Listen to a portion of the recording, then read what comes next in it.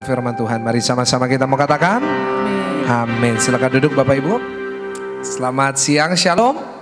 Tuhan Yesus baik, amin. Saya mewakili tim pengembalaan GSJS ingin menyampaikan Happy New Year kepada saudara. Dan saya percaya tahun ini menjadi tahun yang luar biasa buat kita semua, amin. Coba ngomong sama kanan kiri, katakan tahun promosi, ya kan. Dan seperti yang saya sudah seperti yang sudah disampaikan oleh Bapak Gembala kita, Bapak Pendeta Samuel Gunawan di ibadah akhir tahun kemarin, bahwa tahun 2020 kami dapat visi dari Tuhan, yaitu tahun ini tahun promosi dan tahun percepatan, amin. Bagaimana tahun ini saya percaya Tuhan akan angkat hidup saudara, dan Tuhan akan membuat pengangkatan ini atau promosi ini dipercepat. Mungkin apa yang membutuhkan 10 tahun Tuhan bisa kerjakan dalam 1 tahun ini saudara, ya kan? Karena Tuhan kita baik. Boleh tepuk tangan sekali lagi buat Tuhan Yesus. Nah, karena itu saya tergerak untuk membahas tentang visi ini. Karena saya ingin jemaat bukan hanya jadi penonton, tetapi jemaat semuanya mengalami promosi dari Tuhan. Bukan cuma lihat, wah dia dipromosikan. Tetapi kita semuanya mengalami hal ini. Karena itu kita ambil... dan kita akan lihat dari firman dari mana visi ini diambil di dalam Ulangan pasalnya ke-28 ayatnya yang ke-13 sampai ayatnya yang ke-14. Ulangan pasalnya yang ke-28 ayatnya yang ke-13 sampai ayatnya yang ke-14. Kita boleh baca sama-sama dengan keras. 1, 2, 3. Tuhan akan mengangkat engkau menjadi kepala dan bukan menjadi ekor. Engkau akan tetap naik dan bukan turun apabila kau mendengarkan perintah Tuhan Allahmu yang sampaikan pada hari ini kau lakukan dengan 14. Dan apabila kanan ke kiri dari segala perintah aku berikan kepadamu pada hari ini dengan mengikuti hal lain dan beribadah. Saya dari tadi mendengar bahwa saudara bacanya awalnya keras. Tuhan akan mengangkat engkau menjadi kepala, tapi lama-lama geremeng saudara. Dan memang saya nggak bisa nyalahkan karena memang bagian pertama adalah bagian favorit dari kita semua, yaitu engkau akan menjadi kepala dan bukan menjadi ekor. Engkau akan terus naik dan tidak turun. Ini menjadi ayat sakral buat kita semua. Kita suka banget dengan ayat ini dan kita percaya dan kita imani bahwa itu yang akan terjadi. Tetapi saat kita membaca sebuah ayat, saat kita membaca firman, kita nggak boleh asal nyomot dan percaya itu terjadi. Nggak bisa, kita harus lihat secara keseluruhan. Nah, yang tidak disukain oleh orang adalah bagian setelah itu. Coba tampilkan ayatnya yang ke-13. Dikatakan, Tuhan akan mengangkat engkau jadi kepala bukan jadi ekor, tetap naik dan bukan turun. Nah, tetapi ada kata setelah itu, yaitu kata apabila. Nah, ini yang tidak pernah dibahas di gereja. Ini yang tidak pernah dibahas seringkali saat seorang hamba Tuhan menyampaikan kita akan diangkat oleh Tuhan. Karena kata apabila di sini menunjukkan bahwa ada syarat dan ketentuan yang harus kita lakukan. Dan Tuhan menjanjikan ini, engkau akan menjadi kepala bukan menjadi ekor, terus naik dan tidak turun. Tetapi ada kata apabila, berarti kita juga harus melakukan apa yang difirmankan oleh Tuhan. Dikatakan apabila engkau mendengarkan perintah Tuhan Allahmu yang kusampaikan pada hari ini, kau lakukan dengan setia, dan apabila engkau tidak menyimpang ke kanan dan ke kiri akan semua perintah yang kuberikan kepadamu. Saudara, saya tidak ingin menjadi seorang hamba Tuhan yang hanya menyampaikan sesuatu sebagian dan tidak secara sepenuhnya. Dan tentunya saya tidak mau jadi hamba Tuhan yang membohongi jemaat yang berkata bahwa saat saudara berada ke gereja, saudara dipromosikan secara instan, karena itu bukan Tuhan kita. Tetapi saat kita mencari Tuhan, saat kita mau mengalami promosi dari Tuhan, kita juga harus mengikuti apa yang Tuhan mau dalam hidup kita. Nggak bisa instan. Dan saat kita membaca ayat ini, janji yang luar biasa ini, selain kita lihat secara keseluruhan, kita juga harus lihat dari konteksnya. Nah, kepada siapa firman ini diberikan? Nah, saudara, kalau kita membaca di dalam Ulangan 28, kita bisa melihat bahwa janji ini, janji yang luar biasa yang terkenal ini diberikan kepada satu bangsa yang namanya bangsa Israel. Dan diberikan kepada mereka saat mereka mau memasuki sebuah tanah yang baru, yaitu tanah Kanaan. Yang disebut di dalam Alkitab yang penuh susu dan penuh dengan madu. Dan saya temukan dan saya catat di slide bahwa salah satu promosi terbesar yang dicatat di dalam Alkitab adalah dialami oleh orang Israel. Di mana orang Israel dipromosikan oleh Tuhan dari status budak dari Mesir, di mana ratusan tahun mereka menjadi budak, dan pada akhirnya mereka dipromosikan menjadi pemilik tanah di Kanaan yang merupakan tanah yang luas dan bagus sekali. Tetapi kalau kita lihat hanya dari sisi itu, kita akan mungkin terkelabu dengan fakta bahwa di balik itu ada sebuah proses. Di balik promosi itu ada sebuah proses yang mereka harus alami. Dan kalau kita lihat seluruh kisah ini yang diakhiri dengan janji dan mereka memasuki promosi itu, ada sebuah kisah di mana orang Israel harus melewati sebuah masa penantian berapa tahun, saudara? Kok nggak berani jawab, saudara? 40 tahun. Di mana mereka harus berada di padang gurun selama 40 tahun untuk menunggu promosi itu terjadi. Padahal semestinya perjalanan itu cuma membutuhkan 40 hari. Jadi kalau saudara nanti pulang dan lihat di map atau di peta, saudara akan lihat bahwa perjalanan itu semestinya cepat. 40 days udah sampai. Tetapi meskipun mereka udah dapat janji dari Tuhan, engkau akan menjadi kepala bukan menjadi ekor, terus naik dan tidak turun, dan engkau akan masuk di tanah Kanaan, mereka tetap harus nunggu 40 tahun. Dan mereka harus melewati masa pada gurun seperti itu. Pertanyaannya, kenapa itu harus terjadi? Karena mungkin kita bingung, loh, Tuhan kan sudah janji. Yes, Tuhan janji. Tapi seringkali janji yang Tuhan berikan kepada kita, kita juga harus berpartisipasi dalam penggenapan dari janji itu. Karena seringkali janji Tuhan akan terjadi. Itu kadang-kadang tergantung dengan kita. Tergantung dengan siapa, saudara? Boleh tepuk dadanya, katakan tergantung saya. Ya. Jadi saudara dan saya harus perhatikan satu hal, bahwa dalam menantikan promosi dari Tuhan, kita juga harus berpartisipasi. Dan kalau kita melakukan langkah yang salah, maka percayalah akan semakin lama. Thank you. Nah, kita buka ya di dalam Alkitab. Kenapa kok mereka sampai harus nunggu 40 tahun? Coba buka Bilangan pasalnya yang ke-32, ayatnya yang ke-11 sampai ayat yang ke-12. Dikatakan bahwasannya orang-orang yang telah berjalan dari Mesir yang berumur 20 tahun ke atas tidak akan melihat negeri yang kujanjikan dengan bersumpah kepada Abraham, Ishak dan Yakub, oleh karena mereka tidak mengikut aku dengan sepenuh hatinya. Ayat 12, kecuali Kaleb bin Yefune orang Kenas itu dan Yosua bin Nun, sebab keduanya mengikut Tuhan dengan sepenuh hatinya. Pertanyaannya, kenapa kok orang Israel yang 20 tahun ke atas pada saat mereka keluar dari Mesir, kenapa mereka setelah menunggu 40 tahun tetap tidak bisa memasuki promosi dari Tuhan? Jawabannya sederhana, karena jawabannya adalah ketidakpercayaan. Boleh diulangi bersama dengan saya? Apa? Kenapa mereka harus menunggu 40 tahun? Karena mereka nggak percaya. Karena kalau saudara perhatikan seluruh cerita, mereka penuh dengan ketidakpercayaan kepada Tuhan. Dan mungkin saudara tanya, loh Pak, gimana Bapak tahu mereka tidak percaya? Apa yang Alkitab mengatakan tentang mereka? Kenapa 40 tahun? Karena yang pertama, bagaimana Tuhan bisa melihat bahwa seseorang tidak percaya? Yang pertama, bersungut-sungut. Atau bahasa Inggrisnya komplain, atau bahasa Surabaya ngomel. Coba ngomong sama kanan kiri, ojo ngomel. Ya kan? Seringkali orang yang tidak percaya, salah satu tandanya adalah suka ngomel. Dan itu dibuktikan dalam orang Israel. Saudara, orang Israel keluar dari Mesir, ya mereka udah keluar. Tetapi karena mereka nggak percaya, suka ngomel. Begitu mereka menghadapi yang namanya Laut Teberau di depan, Firaun mengejar mereka. Mereka komplain ke Musa. Apakah nggak ada kuburan di Mesir sampai engkau membawa kami ke sini? Seperti itu. Begitu mereka udah lewat, mereka haus, mereka komplain lagi. Kenapa engkau membawa kami keluar di sini, nggak ada air, kita mau minum apa?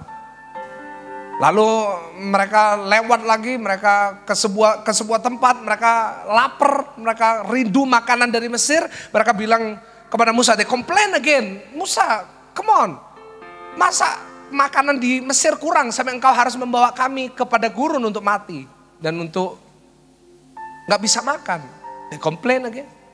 Mereka dikasih mana sama Tuhan, mana itu enak, mereka nggak perlu masak, nggak perlu ngapa-ngapain. Setiap pagi mereka keluar rumah sudah ada mana disediakan buat mereka. Mereka setiap pagi seperti itu, komplain lagi. Kenapa cuma dikasih roti, kami mau daging, dikasih Tuhan daging, komplain lagi. Tahukah saudara bahwa orang yang tidak percaya sama Tuhan, tidak mempercayakan diri sama Tuhan, ciri-cirinya adalah suka bersungut-sungut. Suka komplain. Dan yang kedua, bagaimana Tuhan bisa menilai seseorang tidak percaya. Yang kedua adalah orang-orang yang menyebabkan orang lain bersungut-sungut. Ada di dalam Bilangan 14 ayatnya ke-36. Dan banyak orang suka membuat orang lain bersungut-sungut.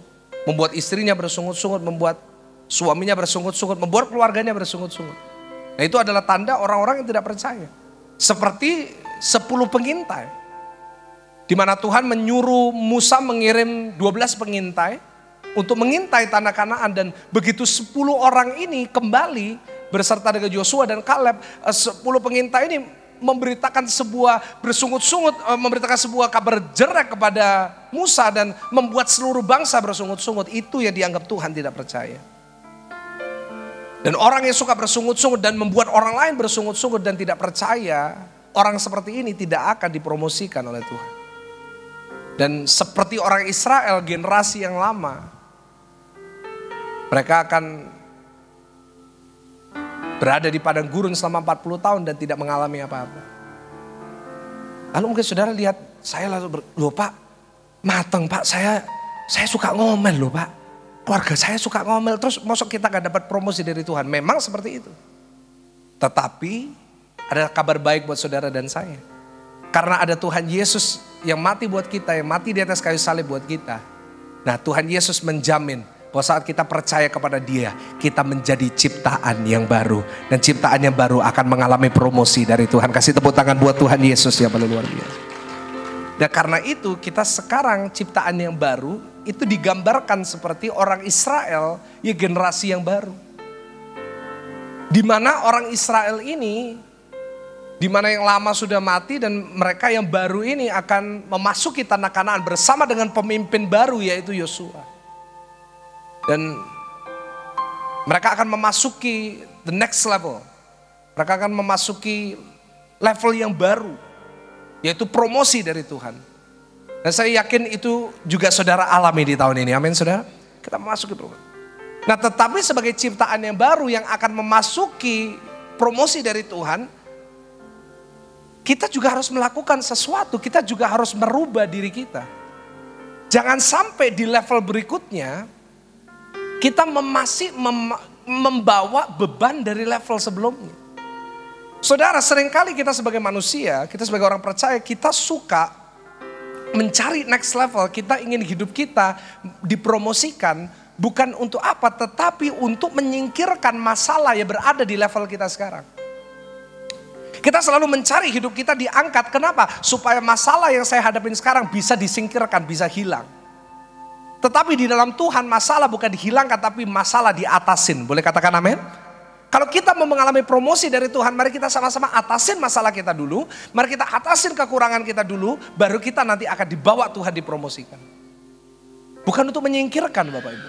Karena banyak jemaat datang sama saya gini, Pak Pendeta, tolong doakan saya ini kepingin cepat kaya loh. Kenapa kepingin cepat kaya? Iya Pak, saya kepingin cepat kaya soalnya sekarang saya ini gak punya duit, saya ini ngamuan. Nah saya kepingin kalau saya kaya nanti gak jadi ngamuan. Walah Bapak Ibu, orang ini dibuat kaya, tambah ngamuan, benar itu saudara. Kenapa? Karena gak ngatasin dulu. Dia gak punya uang, ngamuan. Saudara bisa bayangin, uangnya banyak, tagihannya banyak, tambah ngamuk gak saudara? Tambah ngamuk, tambah parah saudara. Ada jemaat yang ngomong, Pak saya kepingin punya mobil baru Pak. Loh kenapa? Supaya saya kalau nyetir bisa lebih sabar. Lu kalau mobil biasa aja gak sabaran, bayangin ya mobil lebih bagus. Bisa seperti. Dan saudara dan saya harus tahu bahwa sebelum kita dipromosikan sama Tuhan, ada hal-hal yang harus kita bereskan dulu. Untuk kita naik ke level berikutnya, kita harus lulus di level ini. Kenapa? Kalau kita tidak lulus dan kita membawa kekurangan dan kelemahan ini di level berikutnya, nanti akan jadi beban di level berikutnya. Tuhan tidak akan pernah mempromosikan kita sampai kita lulus di level ini. Tuhan tidak mempromosikan orang Israel sebelum mereka lulus dengan sungut-sungut mereka. Tuhan tidak membawa orang Israel masuk ke tanah perjanjian sebelum mereka beres. Sebelum selesai persoalannya. Kenapa? Karena satu hal yang saudara dan saya harus tahu tentang promosi. Konsekuensi dari promosi adalah tantangan. Selalu seperti itu. Kalau saudara hari ini suka dengan promosi, saudara harus mempersiapkan diri dengan tantangan.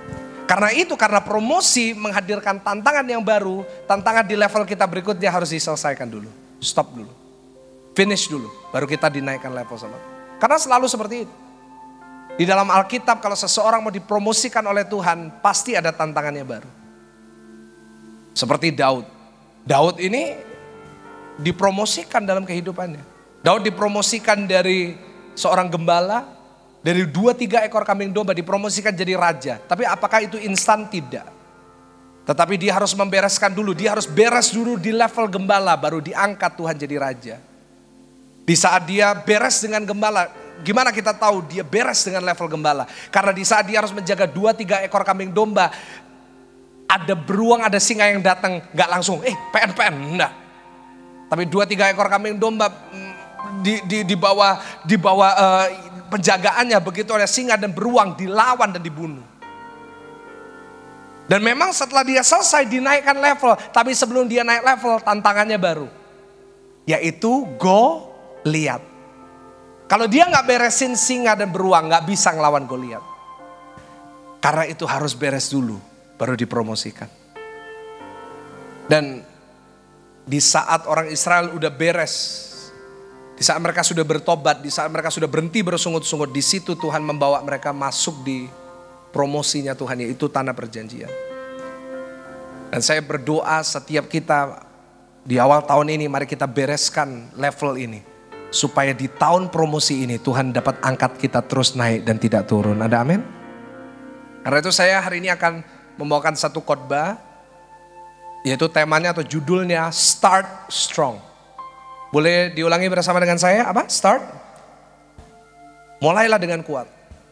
Karena bagaimana saudara memulai tahun ini akan mempengaruhi nanti hasil akhir. Kalau saudara memulai tahun ini dengan salah, mohon maaf, mungkin promosi tidak akan kita dapatkan di tahun ini.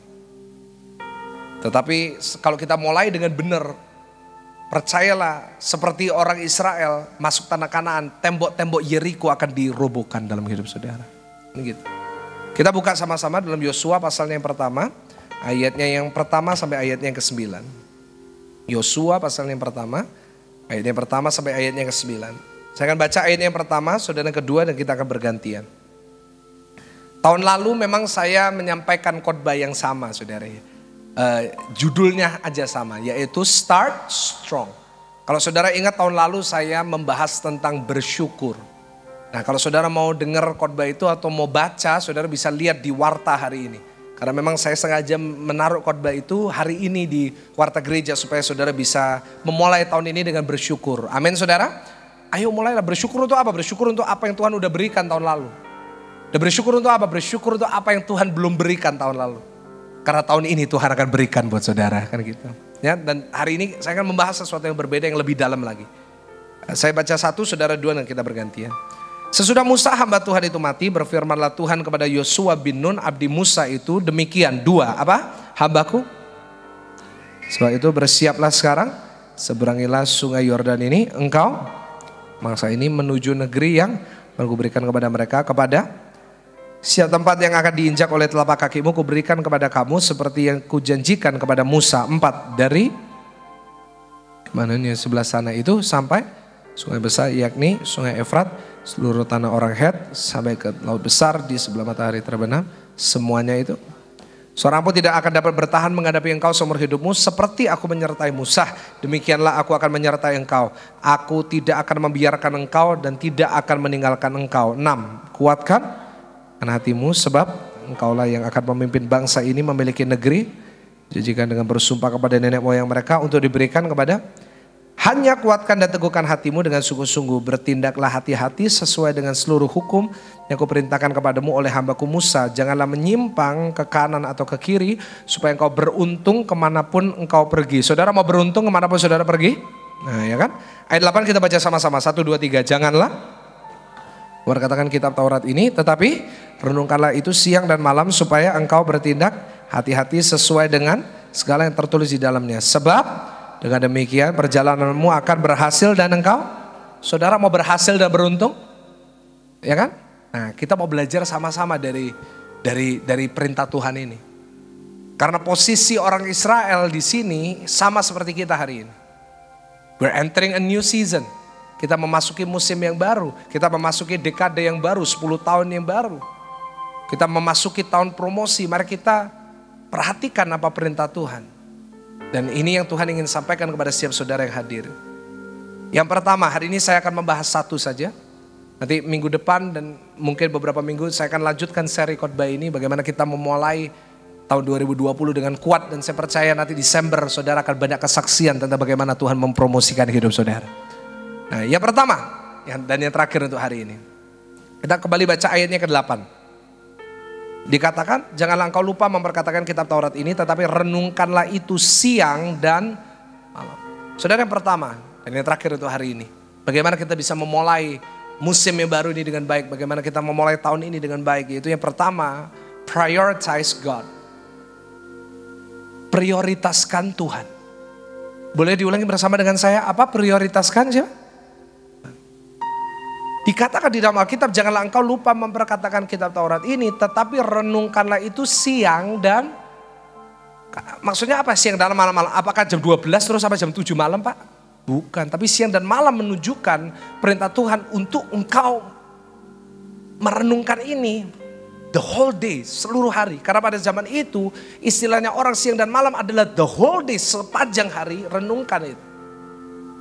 Dan karena itu Tuhan Yesus sudah mengajarkan kepada kita, Tuhan sudah mengajarkan kepada kita bahwa apapun yang kamu lakukan, prioritaskan Tuhan.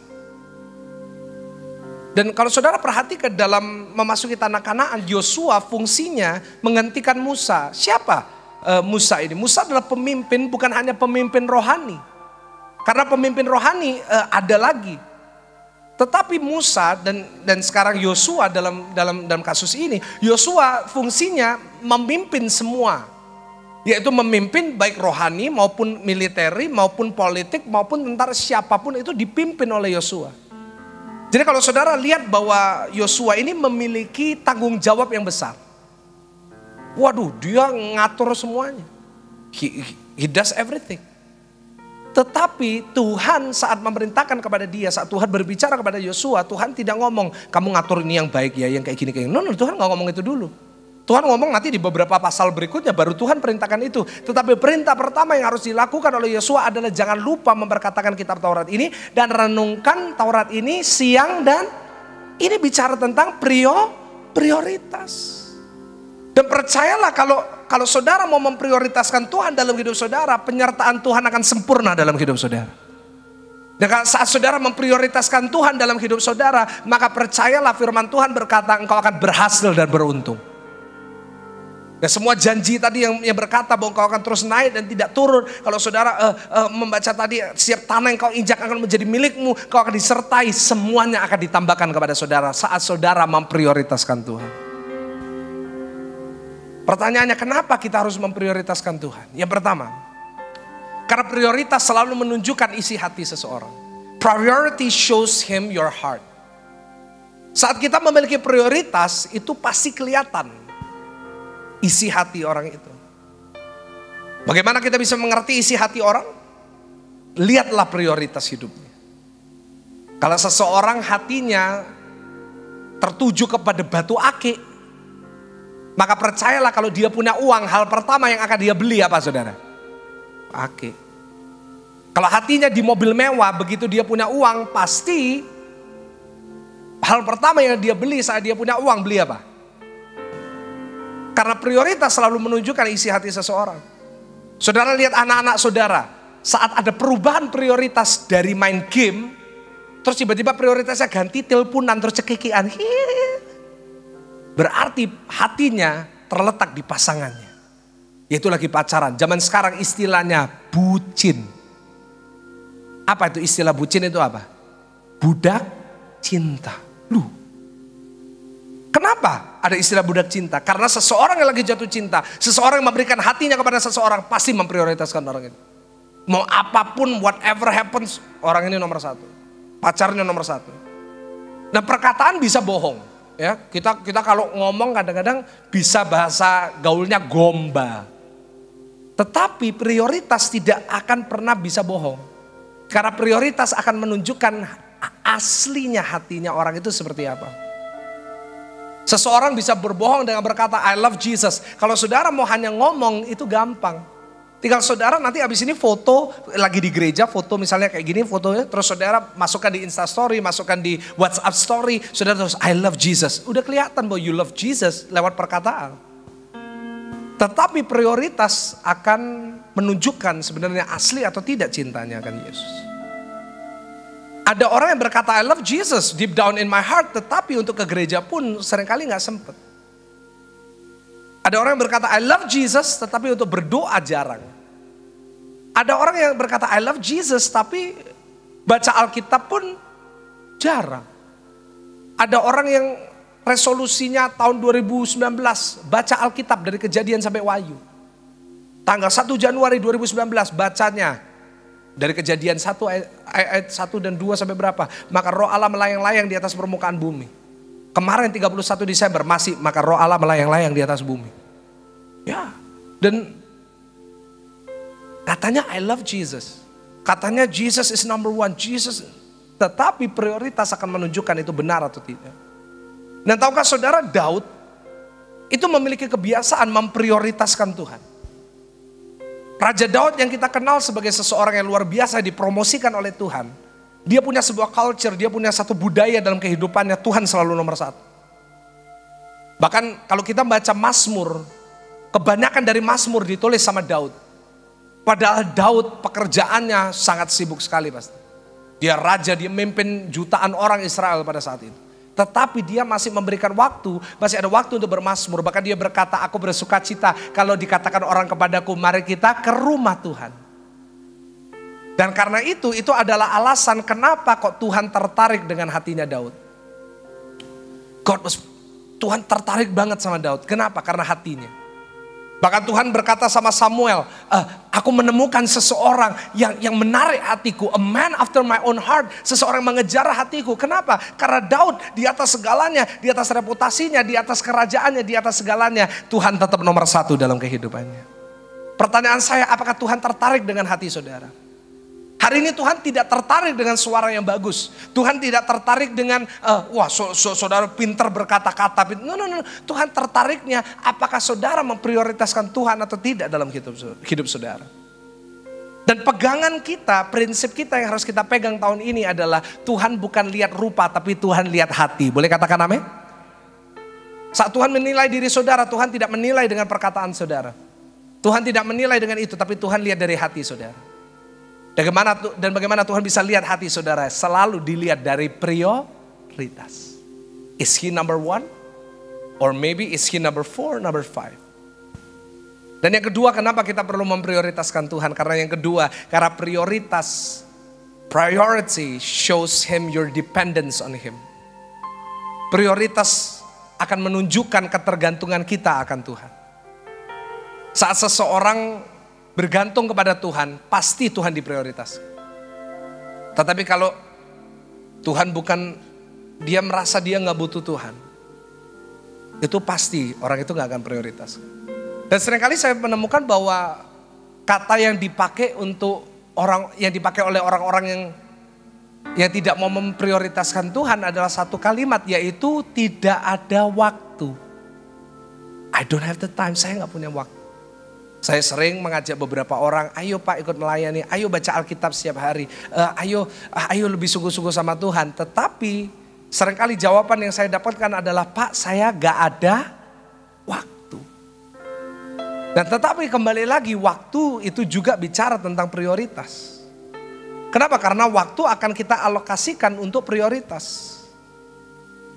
Dan prioritas kita selalu bergantung terhadap apakah kita perlu atau tidak. Kalau saudara dan saya lagi benar-benar perlu, pasti hal itu jadi prioritas. Contohnya, saya ketemu dengan banyak bisnismen yang kalau sehat, dia semangat. Sering diajak ngomong sama istrinya, periksa sekali-sekali ke dokter, periksa gini. Ngomong, gak ada waktu, sibuk kerjaanku. Tapi mereka yang berkata gak ada waktu ke dokter, Begitu kena stroke, pasti ada waktu ke dokter. Setuju dengan saya? Pasti. Begitu kena sakit, waduh, cari dokter terus. Selalu bikin waktu ke dokter. Kenapa? Prioritas. Karena waktu selalu kita bisa alokasikan terhadap apa yang kita prioritaskan. Kita gak pernah ada waktu untuk orang tua kita. We don't have the time for our parents. Tetapi saat orang tua kita udah mulai sakit, udah mulai kena sakit ini, sakit itu, sudah mendekati dengan kematian, waduh, kita pasti ke rumahnya, kita pasti sering menjenguk. Dan biasanya reuni, waduh, semuanya ke rumah. Dan saya menemukan reuni yang paling banyak terjadi selalu di Adijasa. Waduh, kalau di Adijasa semua muncul, kenapa? Prioritas. Karena itu, kalau kita perlu, kita akan ada di situ. Dan prioritas selalu dilihat dari waktu. Sudahkah kita memberikan waktu kita buat Tuhan?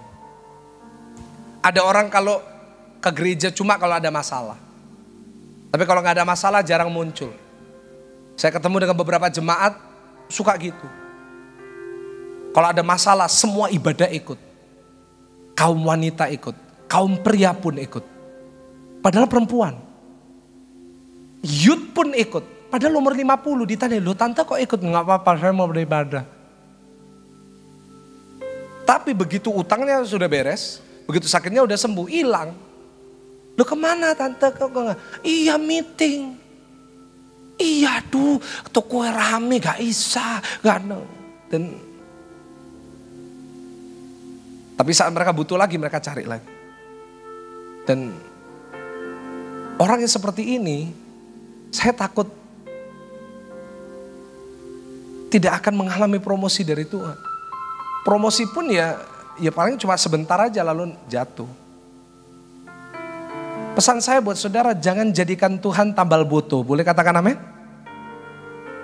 Sama Tuhan, jadikan dia prioritas apapun yang terjadi. Jangan kalau kita butuh Tuhan baru kita cari Tuhan. Seringkali kita cari Tuhan kalau kita lagi butuh. Manusia itu seperti itu. Kalau everything is okay, nggak ada yang cari Tuhan. Tapi begitu bencana datang, semua nyalakan Tuhan. Kayak banjir di Jakarta. Sebelum banjir semuanya kan wah ribut ini pesta ini party ini. Begitu banjir, wah banjir di mana-mana, Gojek jadi gotong kan itu sudah ada. Waduh rumah-rumah banjir. Begitu itu terjadi, apa yang terjadi? Semua nyari Tuhan. Semua tanya Tuhan kenapa ini kok terjadi? Dan itulah manusia. Tetapi hari ini jemaat GSCS, kalau saudara dan saya mau mengalami promosi dari Tuhan, mari kita jadikan Tuhan prioritas nomor 1 dalam hidup kita. Meskipun kita hari ini tidak butuh Tuhan, cari Tuhan. Meskipun hari ini saudara merasa saya gak butuh Tuhan, everything is okay, tetap layani Tuhan, tetap doa sama Tuhan. Supaya nanti saat saudara butuh, ada Tuhan di situ menolong saudara dan saya. Pemain musik boleh naik, bagaimana kita bisa memprioritaskan Tuhan dalam hidup kita? Yang pertama, cintailah firman-Nya. Cintailah apa saudara? Banyak orang gak cinta firman. Dan saya khawatir orang seperti ini tidak akan mengalami promosi. Kenapa? Alkitab mencatat, renungkanlah Taurat itu siang dan ayo kita cintai firman. Saya rasakan bahwa tahun ini kita perlu ganti aplikasi yang kita taruh di homepage kita. Yang biasanya kita taruh Instagram atau Facebook atau YouTube, ganti dengan Alkitab. Kok gak ada yang amin? Seringkali kita sepanjang hari kita membuka Instagram kita terus kita lihat yang nge-like siapa, kok gak nambah-nambah ya. Kita lihat dan tapi di saat gak baca Alkitab, iya gak ada waktu loh. You have the time to see other people's post, lihat wah ini temanku lagi di sini. Tapi kita gak ada waktu untuk baca Alkitab satu pasal pun. Saya rasa tahun ini kalau saudara dan saya mau dipromosikan oleh Tuhan, mari kita lebih banyak baca Alkitab. Boleh katakan amin? Banyak orang lebih banyak baca detik.com daripada Alkitab. Banyak orang lebih banyak baca WA, hoax yang gak jelas. Dan nge-share kepada teman-teman daripada baca Alkitab. Tapi saya berdoa setiap jemaat yang datang di tempat ini, mari kita sama-sama mau mencari Tuhan, baca firman lebih banyak lagi tahun ini. Dan yang kedua, cintailah hadiratnya. Mari kita dalam hadirat Tuhan, kita cari Tuhan terus. tahun ini mari kita melekat sama Tuhan. Kita cari Tuhan. Dan percayalah di tahun ini seperti firman Tuhan yang berkata dalam Matius 6 ayat yang ke-33. Carilah dahulu kerajaan surga. Maka semuanya akan ditambahkan kepada saudara. Yang percaya boleh kita kasih tepuk tangan yang paling meriah buat Tuhan. Yang terutama di dalam